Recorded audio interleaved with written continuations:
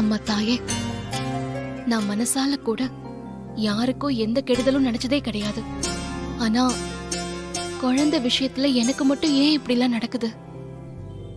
10 மாசம் சுமந்து பெத்து அந்த குழந்தை இந்த உலகத்துக்கு வந்த உடனேயே முகத்தை கூட சரியா பார்க்க விடாம என்கிட்ட இருந்து பிரிச்சு வச்ச.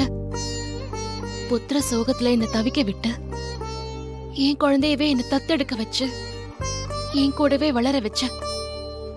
தத்து குழந்தைதான் நான் பெத்த குழந்தைன்னு எனக்கு தெரிய வரும்போது அந்த சந்தோஷத்தை என்னால அனுபவிக்க முடியாம நான் என் குழந்தைய விட்டு இந்த பூலோகத்தை விட்டு பிரிஞ்சு போயிட்டேன்.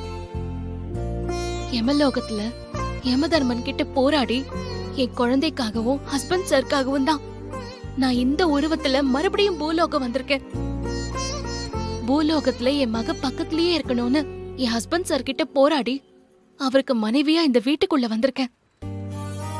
என் மக பக்கத்திலேயே இருந்தாலும் நான் தான் உன்னை பெத்த அம்மான்னு உண்மைய சொல்ல முடியாம மனசுக்குள்ள தவிச்சுக்கிட்டு சந்தோஷப்பட்டுட்டு இருந்தேன். ஆனா அதுக்கும் இப்ப வழி இல்லாம இப்படி பண்ணிட்டியேமா. ஏமா எனக்கு இப்படி ஒரு சோதனை? நான் இந்த உருவத்துல மறுபடியும் பூலோகத்துக்கு வந்திருக்கிறதே என் மகளுக்காக தான். என் மகளுக்கு எதுவும் ஆயிடக்கூடாது. தயவு செஞ்சு என் மகளை என்கிட்ட நல்லபடியா கொண்டு வந்து சேர்த்துற தாயே.